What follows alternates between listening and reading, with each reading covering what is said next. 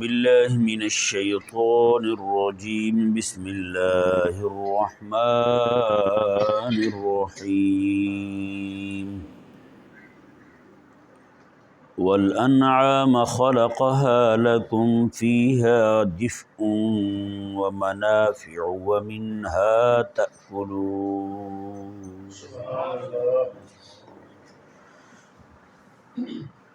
اس آیہ مبارکہ میں اور اگلی آیات مبارکہ میں اللہ تبارک و تعالی نے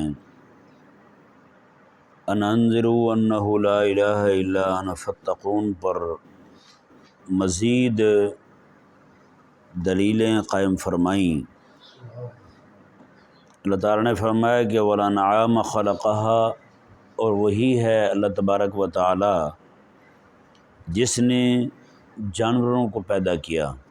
انعام جانوروں کو کہتے ہیں، اور اس نے جانوروں کو پیدا کیا لکم فیہا دفء، تمہارے لیے ان جانوروں سے تم لباس حاصل کرتے ہو۔ دفء ویسے اون کو کہتے ہیں، اون ہوتی نا اون، تو یہ عرب لوگ جو ہیں یہاں بھی اس کے جو ہے نا وہ کپڑے تیار کرتے تھے، چاہے اونٹ کی اون ہو، بھیڑ کی اون ہو، دمبے کی اون ہو، اس طرح کی۔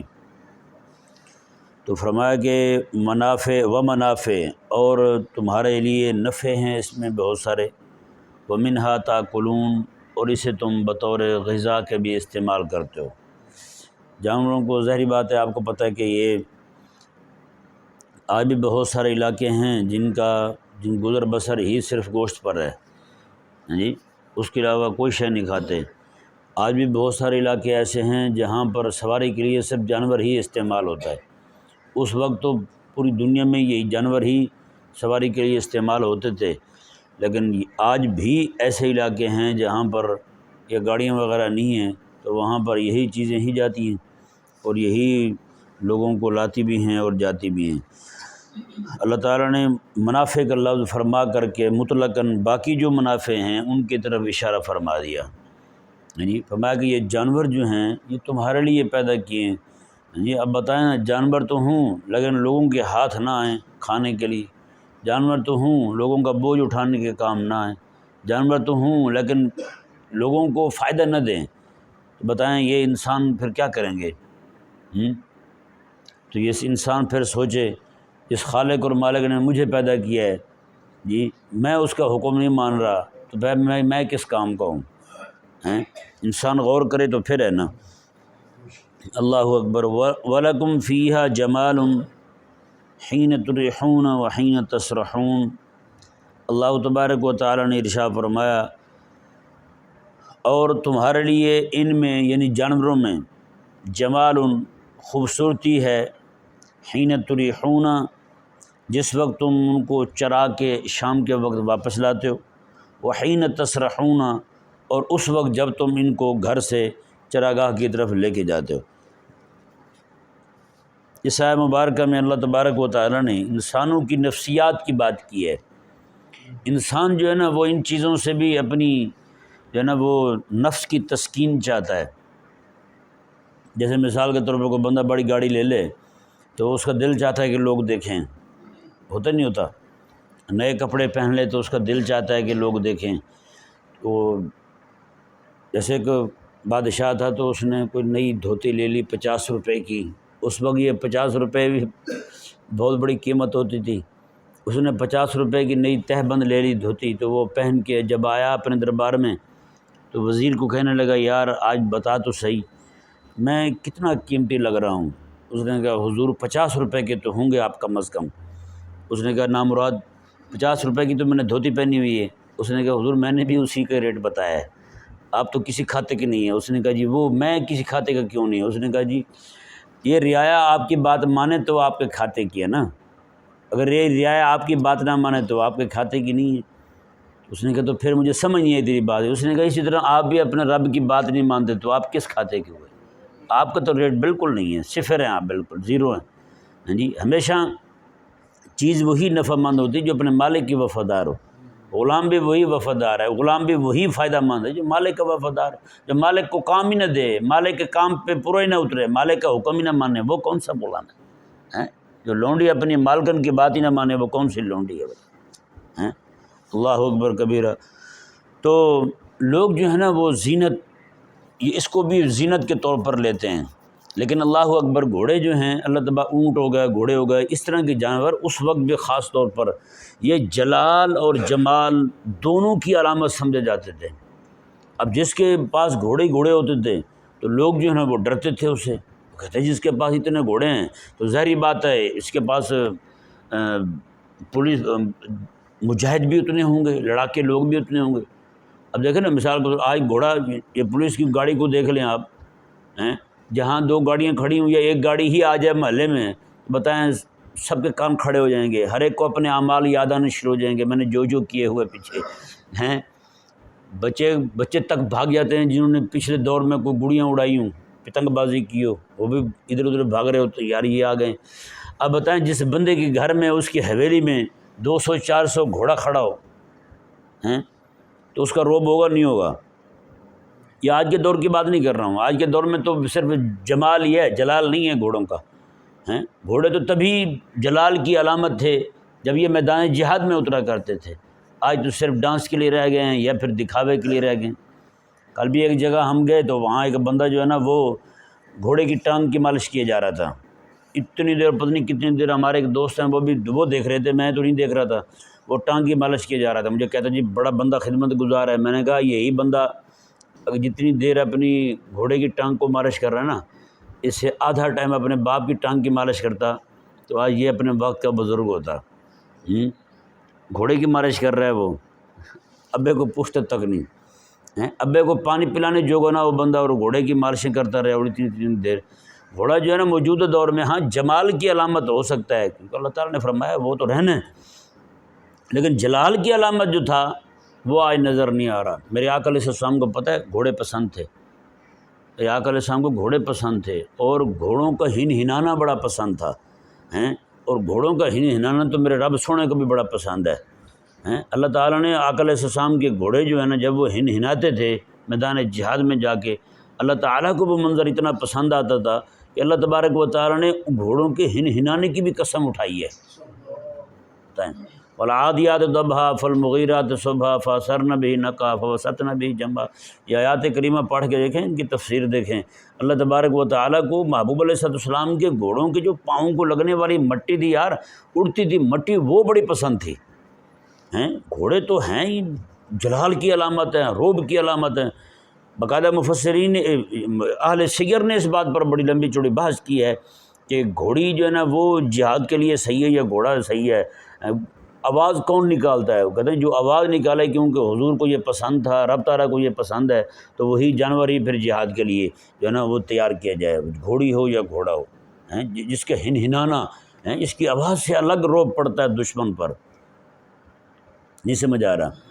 ایک بار آقا علیہ السلام کے صحابہ کرام فرماتے ہیں، مدینہ منورہ میں تھے سارے صحابہ غلام، آقا علیہ السلام کے غلام، رات کا وقت تھا، رات کا وقت تھا، اندھیرا تھا بالکل، تو ایک طرف ایک دم جو ہے وہ کہیں سے آواز آئی خوفناک، تو میرے آقا علیہ السلام جو ہے نا جو بہادروں کے امام ہیں حضور، تو صحابہ کہتے ہیں کہ آقا علیہ السلام اکیلے جو ہے نا، وہ ایک صحابی نے ان کی گھوڑی تھی، اس کے اوپر آقا علیہ السلام بیٹھے بغیر زین کے، بالکل آقا علیہ السلام بیٹھے، اور پورے مدینے کا حضور ایسے چکر لگا کے واپس تشریف لائے۔ آقا علیہ السلام نے جہاں یہ فرمایا نا صحابہ کرام علیہ مردوان کو کہ کوئی خوف نہیں ہے، میں سب دیکھ کے آیا ہوں، امن ہے، سارے سو جاؤ، تو وہیں آقا علیہ السلام نے یہ بھی فرمایا کہ وجدت البحر، میں نے اس گھوڑی کو سمندر جیسا پایا ہے۔ ہاں، جیسے سمندر نہیں چلتا بغیر شور شرابے، ایسے جا رہا ہے، حضور فرماتے ہیں ایسے جناب یہ گئی ہے جناب، پورا چکر لگا کے آئی ہے۔ اللہ اکبر کبیرہ۔ تو یہ گھوڑے جو ہیں یہ آقا علیہ السلام کے غلام ہیں، حضرت درار رضی اللہ تعالی عنہ، وہ میدان جہاد میں ہیں، وہ کتنی دیر سے لڑ رہے ہیں، یہ رات لڑتے رہے، دن کو لڑتے رہے، شام کا وقت آ گیا، دن پورا رات پوری، پھر دن اگلا دن آ گیا، لڑتے رہے لڑتے شام کا جب وقت ہے نا تو عجیب معاملہ ہوا۔ اللہ اکبر، کہتے ہیں کہ ایک بندہ جو ہے نا وہ گھوڑا تھک چکا تھا، زخموں سے چور تھا، گھوڑا بیٹھ جاتا نیچے، گھوڑا نیچے بیٹھ جاتا ہے، کہنا گھوڑا نیچے بیٹھ گیا، اب دشمن جو ہے ایک پیچھے آ رہا ہے، ایک بالکل قریب پہنچ گیا ہے۔ میں نے کہا لے بھی اب اگر جو ہے نا یہ آ جاتے ہیں تو پھر میرے پاس تو کچھ بھی نہیں ہے، یہ گھوڑا بھی تھک چکا ہے۔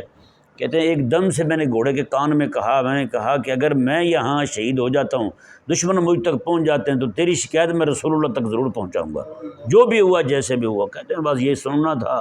گھوڑے نے جناب اٹھ کے جناب پھر وہ دوڑ لگائی۔ کہتے ہیں پہلے میں نے جو میرے قریب آ چکا تھا اس کو قتل کیا، پھر جو دور سے میری طرف آ رہا تھا پھر میں نے اس کو قتل کیا، جتنے بھی لوگ میری طرف آ رہے تھے سب کا میں نے خاتمہ کر دیا۔ گھوڑا ایسا جانور ہے یار، ہیں اللہ اکبر کبیرہ۔ ایک گھوڑے ہوتے نا، ان پر ایک آقا علیہ السلام کی بارگاہ میں ایک گھوڑا لایا گیا تھا، وہ گھوڑی تھی شاید، تو وہ اس پہ آقا علیہ السلام نے بطور خاص ایک انگوٹھے، اپنے مبارک انگوٹھے کا نشان لگایا تھا جی۔ کئی دنوں تک حضور نے گھوڑوں کو بھوکا رکھا تھا، بعد میں جو ہے نا اپنی طرف بلایا ہیں۔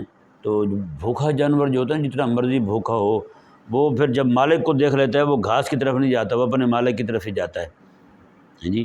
ایک گھوڑی جو ہے وہ بھاگتی ہوئی آقا علیہ السلام کی طرف آئی، کریم آقا صلی اللہ علیہ وآلہ وسلم نے اس پر اپنا انگوٹھا مبارکہ لگایا بطور خاص علامت کے، یہ وہ نشان لگ گیا۔ آج بھی اسی نسل سے چلتی ہوئی ایک گھوڑا جو ہے، ہمارے ایک بہت ہی عزیز بزرگ ہیں، بڑے ہی کریم ہیں، لجپال ہیں، ان کے پاس بھی ایک گھوڑا موجود ہے، وہی اس نشان والا جی۔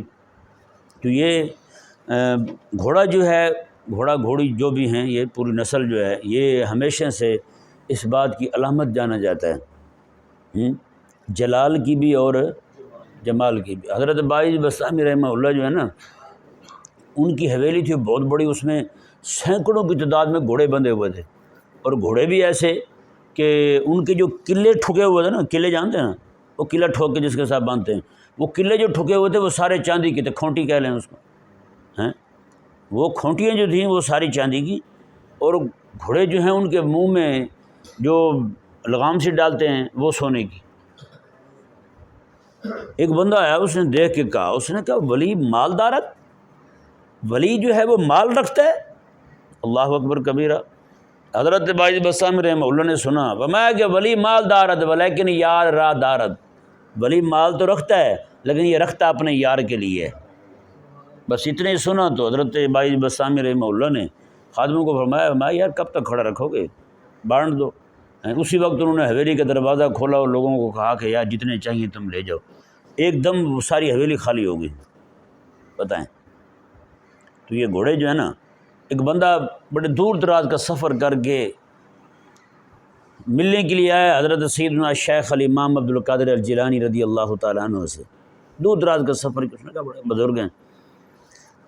یہاں پہنچتے تو یہاں آ کے دیکھا اس نے کہ ایسے گھوڑے کھڑے ہوئے ہیں، وہ 40 گھوڑے کھڑے ہوئے ہیں، اس جیسا گھوڑا کہیں ملتا ہی نہیں ہے، اتنا قیمتی گھوڑا ہیں، وہ کہیں بادشاہوں کے پاس ہو تو ایک آدھ ہو، ورنہ وہ گھوڑا ایسی نسل کا گھوڑا تھا، نایاب نسل، اور بہت ہی مہنگا ترین گھوڑا اس وقت۔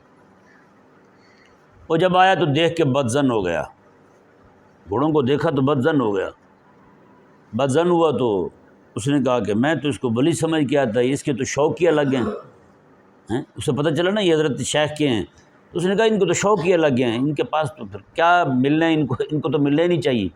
لوگ ایسے بدظن ہو جاتے ہیں نا۔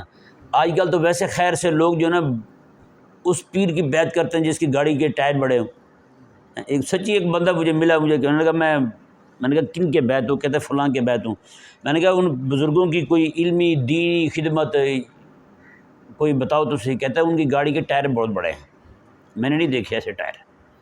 میں نے کہا اس بات سے بیعت ہو گئے؟ میں نے کہا اس سے تو پھر تو اس کے بیعت ہونا چاہیے تھا تمہیں جس نے وہ گاڑی ایجاد کی ہے، بڑے ٹائر بنائے ہیں، بڑا تو پھر وہ ہو نا، پیر تو بڑا نہ ہوا، عجیب جاہل ہے تو بھی ویسے۔ تو وہ بندہ جو ہے نا، اللہ اکبر کبیرہ، حضرت سیدنا شیخ الامام عبد القادر الجیلانی رضی اللہ تعالیٰ عنہ سے بدگمان ہو گیا۔ اس نے کہا اس بندے کو تو ملنا نہیں چاہیے، جس بندے کے پاس ایسا ہے، یہ تو دنیاوی شوق رکھنے والا بندہ ہے۔ یہ سنا اور جناب یہ دل میں خیال آیا تو واپس جانے کا سوچا ہی تھا، وہیں پہ اس کو تکلیف ہوئی، اور تکلیف ہوئی تو لوگ اٹھا کے اس کو لے گئے حکیم کے پاس۔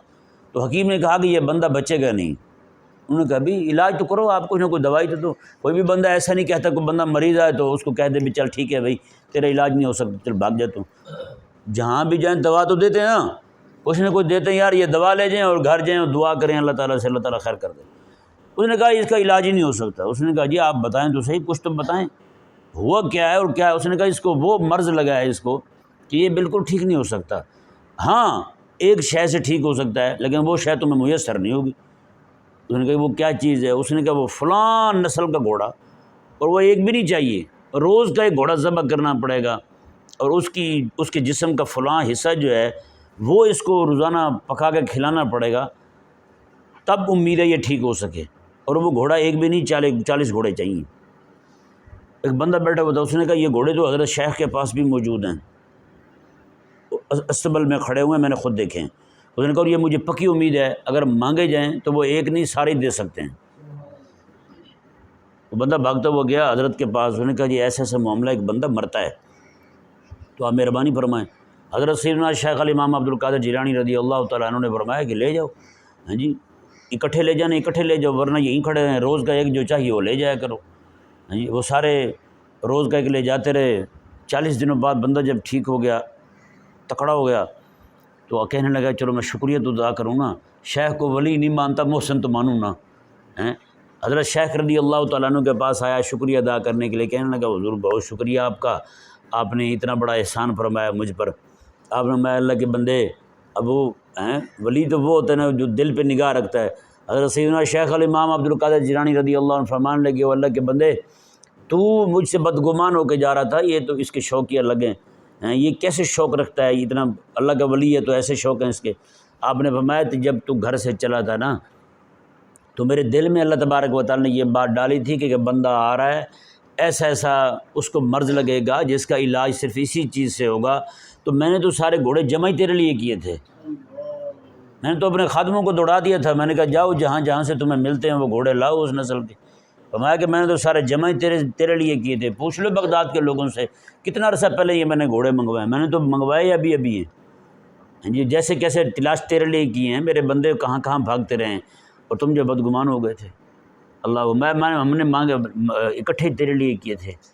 اب بتائیں نا یار کیسے خیر خواہی تھی یار حضور کی امت کے ساتھ میرے حضرت سیدنا شیخ الامام عبد القادر جیلانی رضی اللہ تعالیٰ عنہ ہیں۔ یار میں ان کو بھی کہتا ہوں خدا کے بندوں کام کرنے تو ایسے کام کرو حضرت سیدنا شیخ الامام کے نام کے ہیں۔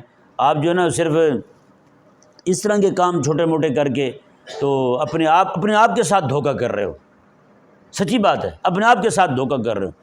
کبھی یہ ہم نہیں کہتے 11ویں شریف نہ کرو، 11ویں شریف ضرور کرو ہیں، لیکن کم از کم یار وہاں پہ کرو جہاں ضرورت ہے۔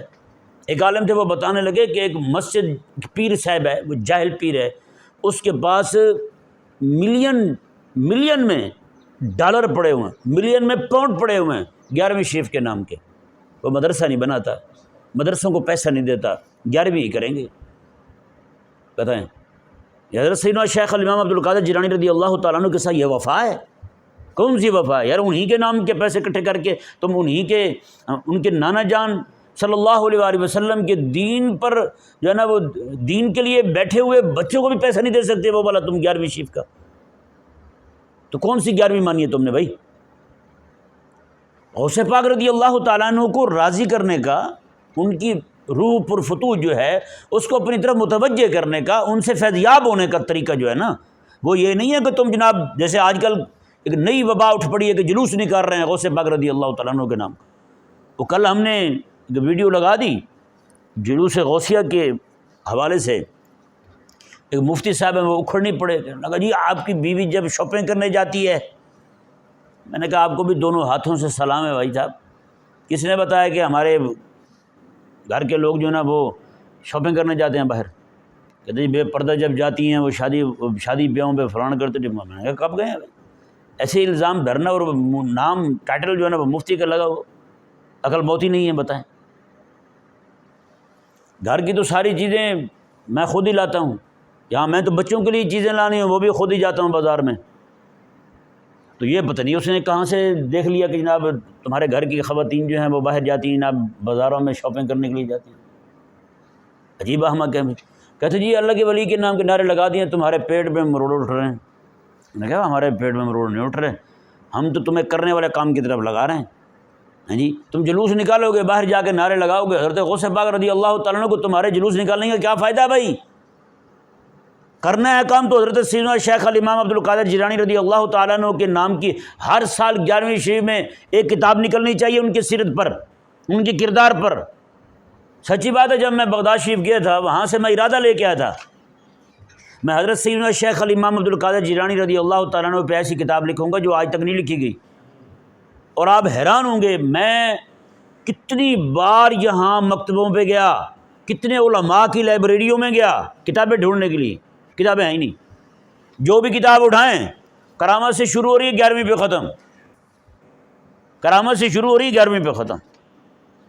ان کے ابا جی کا وہ سیب والا واقعہ، بس پوری زندگی میں وہ سیب والا واقعہ تھا ان کا، اور کچھ بھی نہیں ہے، کوئی سیرت نہیں ہے، کوئی کردار نہیں ہے ان کی، نہ عظیمت کا ذکر ہے، نہ ان کی عبادت کا ذکر ہے، نہ تعلیم کا ذکر ہے، نہ کسی اور شے کا ذکر ہے۔ جنگی دوست کیوں تھے وہ بھائی؟ جنگی دوست جو تھے، جہاد کو پسند کرنے والے کیوں تھے؟ ان کے جو وڈیرے تھے حضرت غوث پاک رضی اللہ تعالیٰ عنہ کے، وہ کیوں تھے؟ وہ صرف نام کے ساتھ جنگی دوست لکھنا یہی کافی ہے؟ بس کافی ہو گیا بھئی؟ آخر لکھتے تھے کیوں لکھتے تھے؟ اس کی وجہ بھی تو ہوگی کوئی نہ کوئی۔ تو میں اتنی لائبریریاں گھومتا رہا، سچی بات ہے، جہاں بھی جاؤں کتاب کرامت 11ویں ختم۔ یہ تو پھر میں مدینہ شریف گیا، ایک بات میں اور بتانے لگا تھا، پھر میں نے کہا بھی رہنے دیں۔ مدینہ شریف میں گیا، مدینہ شریف جا کے ایک عالم تھے وہاں عرب، مدینہ شریف کے رہنے والے تھے، ہمارے ایک عزیز ہیں، وہ مجھے لے گئے ملنے کے لیے۔ اللہ تعالیٰ نے جب راہ کھولنا ہو تو وہاں میں گیا، تو وہاں انہوں نے اپنی ان کی لائبریری میں ایسے دیکھ رہا تھا، 11 کتابیں مجھے حضرت سیدنا غوث پاک رضی اللہ تعالیٰ عنہ پہ عرب علماء کی وہ ملی۔ جی ان کو پھر میں نے وہیں سے فوٹو اسٹیٹ کروایا، وہ لے کے یہاں آیا میں، ٹھیک ہے جی۔ پھر ان کا مطالعہ کیا میں نے، کئی بار مطالعہ کیا میں نے ان کتابوں کا جی۔ اور اس کے علاوہ پھر باقی جو کتابیں تھیں ان میں سے تھوڑا جمع کرتے کرتے میں نے 9 جلدیں لکھی، 9 جلدیں لکھی میں نے۔ 9 جلدیں جب لکھی تو ان میں سے شائع نہیں ہو سکی ساری، آپ کو پتہ ہے یہاں معاملات کیا ہیں، شائع نہیں ہو سکی، صرف 4 جلدیں شائع کی، باقی 5 جلدوں کا جو مواد تھا وہ کمپیوٹر کی وجہ سے وہ سارا ناراض ہو گیا، وہ اڑ گیا۔ 5 جلدوں کا مواد، یہ قوم کی محبت ہے حضرت غوث پاک رضی اللہ تعالیٰ عنہ کے ساتھ، بتائیں یار۔ ہم نے جیسے کیسے کر کے صرف 600 سیٹ چھاپے تھے، 4 جلدوں پر مشتمل 6 سیٹ چھاپے تھے ہم نے اس وقت، اور وہ 6 سیٹ جو ہیں وہ مجھے لگتا ہے کہ 2015 میں شاید چھاپے تھے، وہ تاریخ اس پہ لکھی ہوئی مجھے مکمل یاد نہیں، 15 یا 16 ہیں اس طرح کر کے۔ تب سے لے کر 17، 18، 19، 20، 21، 22، 23، 24، یہ 25 آ گیا، 9 سالوں میں 600 سیٹ جو ہے وہ گیا ہے یہاں سے۔ غوث پاک کے ساتھ محبت کا عالم دیکھیں ہماری قوم کا، بتائیں نا یار۔ یہ ٹھوکر سے لے کر کے نا یتیم خانے تک، یہاں پہ بھی بلا مبالغہ سینکڑوں کی تعداد میں مسجدیں ہوں گی یا نہیں ہوں گی بھائی؟ ہوں گی مسجدیں، لیکن پورے پاکستان کے اندر 600 سیٹ گیا ہے بس۔ غوث پاک رضی اللہ تو وہ ایسا کام تھا، مجھے اس وقت علماء نے بڑے فون کیے جن کے پاس کتاب پہنچی جی۔ ایک عالم تھے بہت بڑے، وہ پیر بھی تھے، انہوں نے کہا جی میں تو یہ دیکھ کے کہنے لگا میں تو اچھل پڑا ہوں، ایسا کام حضرت غوث پاک رضی اللہ تعالیٰ عنہ پہ ہیں، ایسا لاجواب کام۔ انہوں نے کہا آج تک تو ہم نے دیکھا ہی نہیں تھا حضرت غوث پاک رضی اللہ تعالیٰ عنہ پہ ایسا کام۔ تو بھائی اگر آپ نے کام کر رہے ہیں نا حضرت غوث پاک رضی اللہ تعالیٰ عنہ پہ، یہ جلوس، یہ فلانے، یہ ڈمکانے، اس طرف جانے سے بہتر ہے آپ کے لیے آپ کو کام کرو ان کی سیرت پر۔ آپ کو ان کے نام کا ایک ادارہ قائم کر دو، آپ ان کے نام کا ایک ادارہ قائم کرو جہاں صرف علماء بیٹھیں، ان کی سیرت پہ کام کریں۔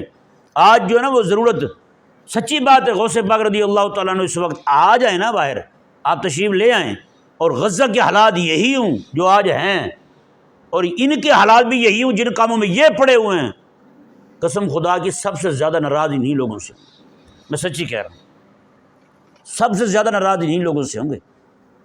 پتہ ہے ان کو حضرت غوث پاک رضی اللہ تعالیٰ عنہ نے عالم اسلام کے اتحاد کے لیے کتنی بار مشاورتیں کی تھی، اور کون سے سفر کیے تھے حضرت غوث پاک رضی اللہ تعالیٰ عنہ نے؟